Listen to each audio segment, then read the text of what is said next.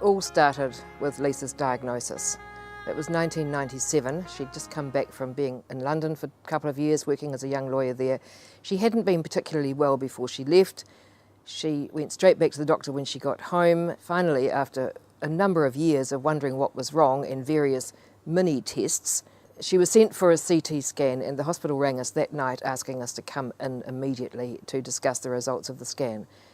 We were quite perturbed because we thought, well, that's not normal at 7:30 at night. Anyway, we went in. We were led into a very, very small room with a man we'd never seen before who was a respiratory specialist, and he said, "I'm really, really sorry, but this is what you've got." And there was a small piece of paper on the table, and underlined at the bottom of it, lymphangioliomyomatosis. And he said, "I'm sorry, but that's all we can tell you." And we said, "What does it mean?"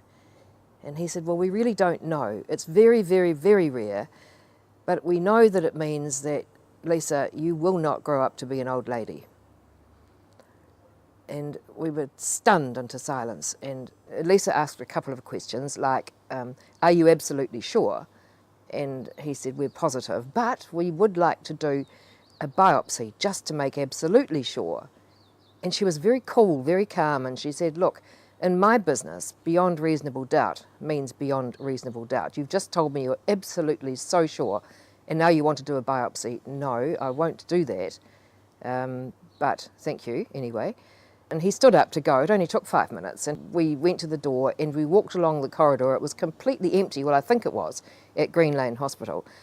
And we just held each other's hands and we walked along, and I felt like I was walking on crunched ice. My ears couldn't hear, my head was ringing, and we got into the car and we drove home in the pouring rain, and it wasn't until we got home and into the house that we just burst into tears. We just didn't know what had hit us.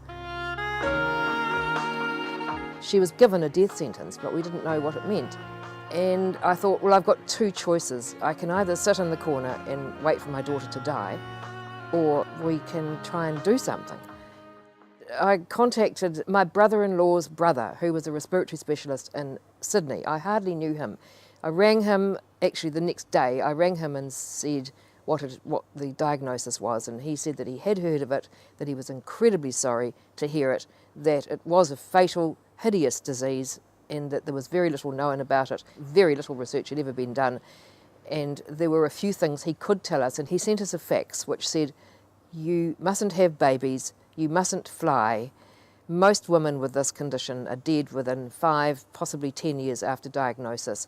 And something recently has been set up, some sort of support group in America. And here's a postal address."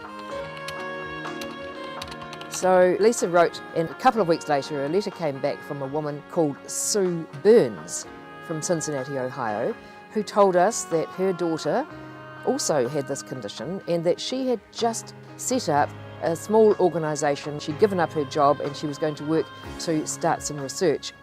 After the letter arrived and we looked at it, and it seemed very hopeful, and her daughter was just a couple of years younger than Lisa, and she was a teacher, I was a teacher, she was about to organise, or had already started organising something.